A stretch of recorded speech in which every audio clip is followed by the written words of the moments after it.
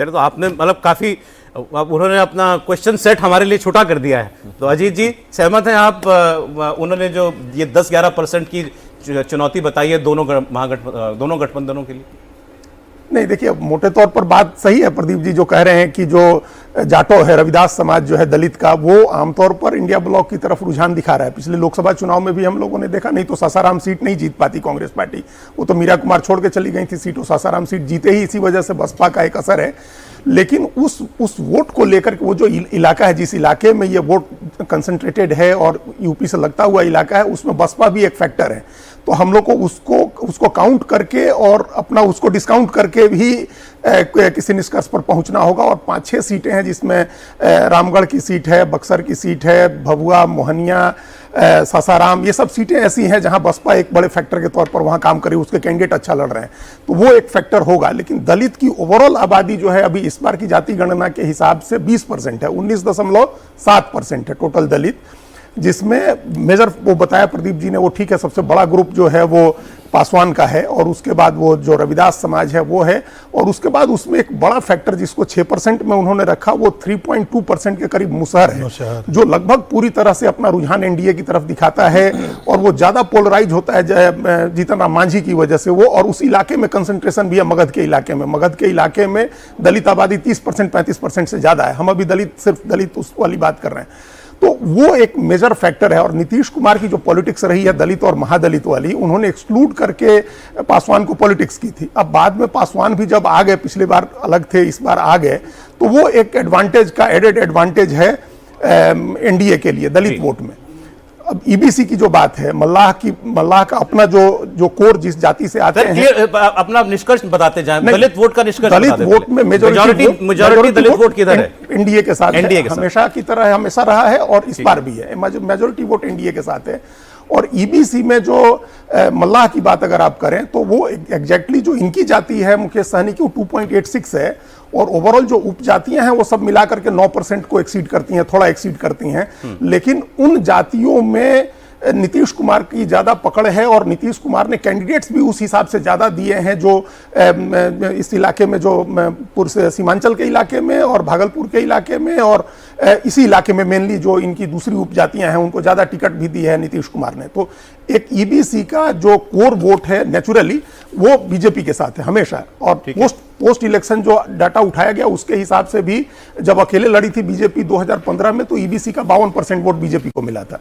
तो ईबीसी का एक जनरल रुझान एनडीए की तरफ होता है, और उनको जो एडवांटेज हो रहा था मुकेश सहनी के आने से, वो नुकसान यहां हो गया कि एक तो उनको बहुत देर तक लटका के रखा गया, उप मुख्यमंत्री उनको घोषित जरूर किया गया, लेकिन जो 15 सीटें दी गई उसमें से 4 सीटें उनकी चली गई, एक पर उनका नामांकन कैंसिल हो गया, 2 पर नाम वापस करा लिया आरजेडी ने जबरदस्ती, बाबू बरही और उनके भाई वाली सीट जो गौड़ा बोराम है, और एक सीट पर अभी भी उनका फ्रेंडली फाइट है, तो वो 10 सीट लड़ रहे हैं। और जो भाई बैठे हैं, और उसमें भी अब आपको बता दें, ये मतलब रिसेंट डेवलपमेंट था कि कैमूर में जो पूरा जिला है, उस जिले में मुकेश सहनी की पार्टी ने अनाउंस कर दिया कि हम महागठबंधन को समर्थन नहीं करेंगे इस जिले में। अच्छा, तो ये इतनी गड़बड़ी हुई उनको लेकर के, इतनी बदमजगी हुई। और जिस दिन उनके भाई बैठे हैं संतोष सहनी, उस दिन से लगभग वो बात ये वाइप आउट हो गया कि उनकी वजह से कोई एडवांटेज महागठबंधन। आप तो खैर बहुत डिटेल में चले गए, सीट बाय सीट आपने महागठबंधन ईबीसी का भी वोट जो है वो मैक्सिमम वोट। प्रदीप जी ने कहा सबसे बड़ी डेमोग्राफी जाति है, 90% लोग जाति देख के वोट करते हैं। आपके हिसाब से जातियों का गणित जो है वो एनडीए के फेवर में है? भाई हमेशा है ना, 32% जातियां महागठबंधन के साथ हैं और 68% जातियां मोटे तौर पर। उसका अगर कुछ कटता भी है तब भी उसमें मेजोरिटी। आपकी बात से प्रदीप जी कितना सहमत है ये भी पूछ लूं, फिर अवधेश जी में आता हूं। जी बताएं, उनका मानना है कि सारा सोशल कोलिशन, सारा अरिथमेटिक गणित करने के बाद भी एनडीए के लगता है कि सोशली एनडीए ज्यादा अलाइंड है। प्रदीप जी देखिए, अब साहब ने अपना आकलन बताया है, तो हम तो कुछ सीटों का उन्होंने जिक्र किया है जो कि बाहुल्य है, उन सीटों के ऊपर अमुक अमुक जातियां और अमुक अमुक जातियों का। लेकिन मैं कहूँगा कि कम से कम जो आज की डेट में जगजाहिर है और जो मुझे नजर आया, पासवान क्लियर है, उसमें कहीं कोई ज्यादा लब्बोलबाज है नहीं कि वो एनडीए की तरफ है। जहां तक जाटव की बात करी, तो वो मैं अभी भी मानता हूं कि यदि लगा रहा हूं बहुत बड़ा मैं, सीधा सा सिंपल गणित ले लीजिए कि 31% यदि MY है और यदि 40% वोट मिलता है, महागठबंधन की पार्टियां और NDA की पार्टियां जो 24 में थी और अभी 1 साल ही हुआ है उनका चुनाव हुए 1.5 साल, तो 40% साहब वोट कहां से आया?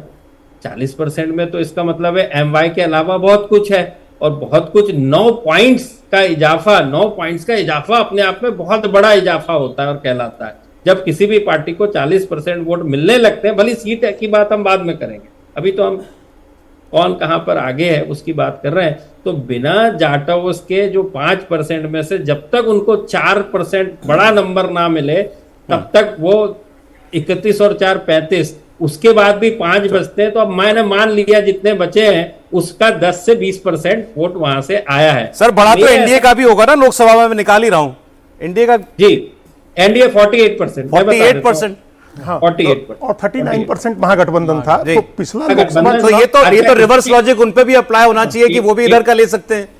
यस नहीं, बिल्कुल सही कहा आपने, लेकिन इसमें एक और चीज थी जो कि इंपॉर्टेंट थी लोकसभा के संदर्भ में, वो थी पप्पू यादव का इंडिपेंडेंट लड़ना और अच्छा खासा जीतना। तो यदि इस बार मान ले कि पप्पू यादव की ऐसी कोई पार्टी है, वो तो है नहीं, तो उसका भी एक फर्क वहां पर आता हुआ दिखता है। लेकिन नेट बात करें तो दलित का जो ये 16 मैं मानता हूं, और वो जो 3 और 4% दलित महादलित की कहानी है, वो बहुत सारी छोटी छोटी जातियां हैं जिसका कि बड़ा मुश्किल है आकलन कर पाना। तो ये जरूर लगाया जा सकता है कि आज की डेट में दलितों के बीच में खासकर मल्ला प्लस ये, क्योंकि सवाल 3 या 4% या 4 या 5 सीट का नहीं है, वो तो जहां पर मौजूद है वो वहां पर मौजूद है, वो वहीं से टोटल वोट आ रहा है, तभी तो वो 40 की तरफ बढ़ते हुए आया। लोकसभा की बात कर रहा हूं मैं, अभी का मेरा आंकड़ा इसके अंदर कुछ नहीं है, मैं सिर्फ साहब की बात को फर्दर डिकोड। ठीक है अवधेश जी, उन्होंने कहा भाई दलित वोटरों का एक वर्ग और ईबीसी का एक चंक, खासकर मल्ला का नाम लिया उन्होंने, ये एक किस्म से तय करेंगे, आप सहमत हैं? नहीं, देखिए बिहार के चुनाव को अगर हम केवल ये मान लेते हैं कि जातीय गणना के आधार पर निष्कर्ष निकाल लें, तो वो एक आज के सामाजिक सोशियोलॉजी के आधार पर वो एक स्टडी हो सकती है। लेकिन क्या नीतीश कुमार और नरेंद्र मोदी को केवल बिहार में जातीय गणित के आधार पर ही वोट मिलता है? जातीय गणित है उसमें, बड़ा सवाल है। क्या इसी आधार पर वोट मिलता है? क्या किशनगंज और पूर्णिया में ये जातियां उसी प्रकार से, अररिया में और मधुबनी और दरभंगा में इसी प्रकार से वोट करेंगी जहां उनको डायरेक्ट जो है मुस्लिम कट्टरपंथ से लड़ना है? तो इसलिए ये ओवरऑल एक बात हम कर लेते हैं कि इतनी जातियां इस ओर जाती है। जहां तक रविदास का सवाल है, तो मुजफ्फरपुर के बोचहा में तो रविदासों ने बाजाप्ता वहां जनता दल, वहां एनडीए के प्रत्याशी के पक्ष में वोट किया, खुल के कहा कि हम वोटिंग कर रहे हैं। तो इसलिए एकदम से उसके आधार पर जब हम सारा कुछ सोचते हैं ना, तो फिर निष्कर्ष निकालने में थोड़ी दिक्कत भी होती है। इसलिए वो है, इस बार हमने जितनी जातियां बटी हुई देखी है बिहार में, ये कभी नहीं था। लालू प्रसाद यादव के सामने अगड़ी जाति पिछड़ी जाति होती थी, इस बार छोटी छोटी जातियों की गोलबंदी हो रही है, उनके नेता खड़े हो रहे हैं। लेकिन मतदान के दिन वो उसी प्रकार से हुआ है, ये अभी तक के चुनाव की प्रवृत्ति से स्पष्ट नहीं होता है। ठीक है, मैं किसी जाति का हूं अवधेश कुमार, हमारी गणना होगी तो, लेकिन हम 24 घंटे क्या जाति ही सोचते आपने सरने में ऐसा लगा है आपकी जाति पता ही नहीं चलती। हमें मालूम है, वो अलग बात है। तो इसलिए अरे प्रदीप सिंह की जाति मान लिए पता है, लेकिन 24 घंटे में कितनी देर जाति के बारे में सोचते हो कि हम फलाने जाति का है? ऐसा थोड़ा ही होता है। अच्छा चलिए, दो में से एक प्रदीप जी ने अपना एग्जिट पोल दे दिया, प्रदीप सिंह जी ने दे दिया, ठीक, प्रदीप गुप्ता जी ने नहीं दिया, आप तो दीजिए। नहीं, मेरा एग्जिट पोल पहले दिन से है कि जो जिस स्थिति में चुनाव आयोजित हुई, जिस प्रकार से दोनों गठबंधनों की स्थितियां थी, एक गठबंधन अंत तक अपने सीट के समझौता नहीं कर रहा है, दूसरी ओर चुनाव अभियान शुरू हो गए हैं, और उस प्रकार से जो बिहार के और देश के सामने मुद्दे थे और बिहार की लोगों की जो सामूहिक आकांक्षाएं थी, जो उन सबको मिला के अगर हम देखते हैं, तो इस समय भी मुझे आज के मतदान के बाद भी राष्ट्रीय जनतांत्रिक गठबंधन आगे दिखता है। यद्यपि इस बार राष्ट्रीय जनतांत्रिक गठबंधन में जो 3 समस्याएं थी, पहली समस्याएं थी जो भारतीय जनता पार्टी के 2 दर्जन के आसपास उम्मीदवारों के विरुद्ध पार्टी के ही कार्यकर्ताओं में व्यापक असंतोष था, और जो गया की वोटिंग अभी मैं देख रहा हूं अगर इतना कम है जी। तो वो थोड़ी चिंताजनक है। दूसरी स्थिति ये थी कि मांझी के उम्मीदवारों को लेकर भी बीजेपी के वर्कर बोलते थे कि अगर ये परिवार को ही टिकट देंगे और बेचेंगे तो हम मुफ्त में काम क्यों करें, ठीक है। और यही स्थिति लगभग लोजपा के कुछ उम्मीदवारों को लेकर के थी। Alright.